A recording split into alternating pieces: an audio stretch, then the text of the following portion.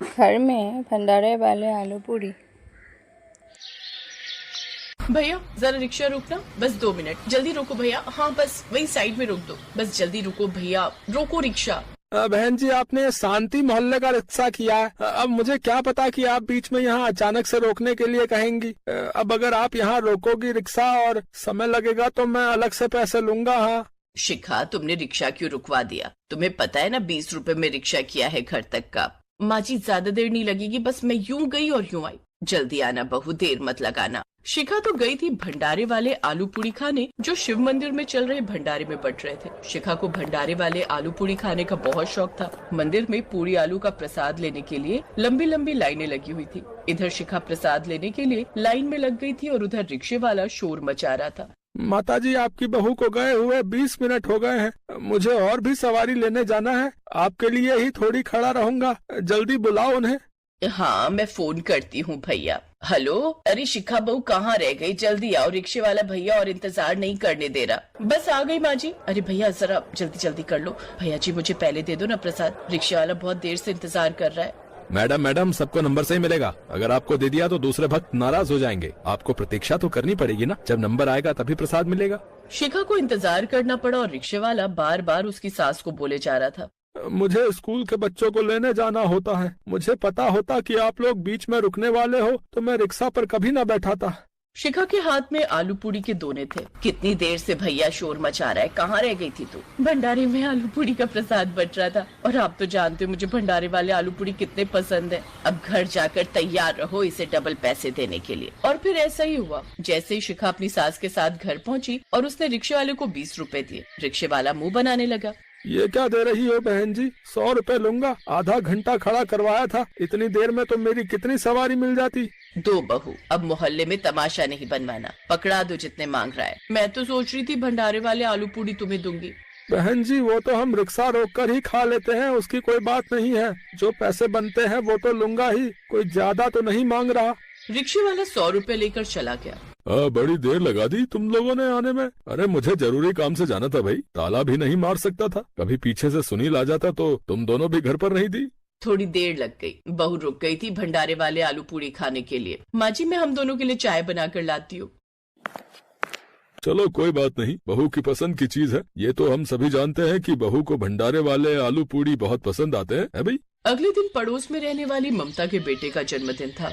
वो शिखा के घर इनवाइट करने के लिए आई हुई थी। आंटी जी पहले सुबह हवन होगा और उसके बाद भंडारा बांटेंगे। आलू पूरी बना रहे हो भंडारे में? नहीं, आलू पूरी का भंडारा नहीं है। हमने तो दाल, कद्दू की सब्जी, तंदूरी रोटी, खीर और रायता रखवाया। आलू पूरी के लिए सोनू के पापा कह तो रहे थे, पर हमने सोचा खाली आलू पूरी से पेट नहीं भरेगा, इसलिए ये सब रखवा लिया। ऐसी बात नहीं है ममता, भंडारे वाले आलू पूरी की तो बात ही अलग होती है।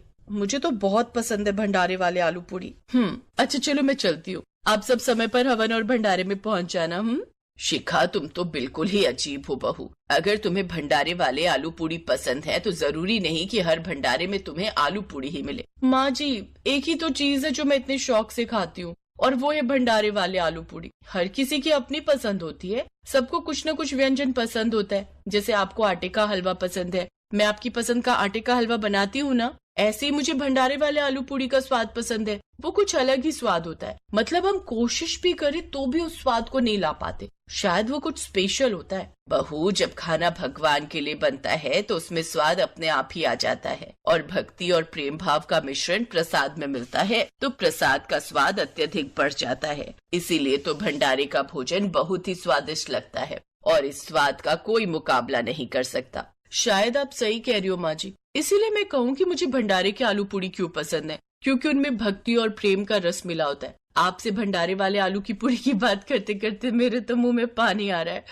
और जोरों की भूख लगाई है। काश मुझे इस समय भंडारे वाले गर्मा गर्म आलू पूरी खाने के लिए मिल जाए तो मजा ही आ जाए। अपनी बहू के चेहरे पर भंडारे वाले आलू पूरी की खुशी और इच्छा देखकर सुशीला मुस्कुरा तो देती है, पर उसके मन में एक बात ठहर जाती है। कह तो शिखा सही रही है, ये भी तो मेरी पसंद का आटे का हलवा बनाती है और वो बहुत स्वाद बनता है, तो मैं भी तो अपनी बहू के लिए भंडारे वाले आलू पूरी बना सकती हूँ। शिखा का जन्मदिन आ रहा है, क्यों ना मैं भंडारे वाले आलू पूरी बनाना सीख जाऊँ और शिखा के जन्मदिन पर घर में एक पूजा रखवाऊं और उसमें प्रसाद में भंडारे वाले आलू पूरी बनाऊं। ये विचार अच्छा रहेगा। मेरी तरफ से अपनी बहू के लिए ये उपहार होगा। शिखा बहुत खुश हो जाएगी जब उसे अपने जन्मदिन पर उसके पसंदीदा भंडारे वाले आलू पूरी घर में ही खाने के लिए मिल जाएंगे। शिखा की सास सुशीला ने मन ही मन सोच लिया था कि अब वो अपनी बहू शिखा के लिए खाने में उसके सबसे ज्यादा पसंदीदा भंडारे वाले आलू पूरी बनाना सीखेगी। इसके लिए वो शिव मंदिर में गई और वहाँ के पुजारी जी से बात की।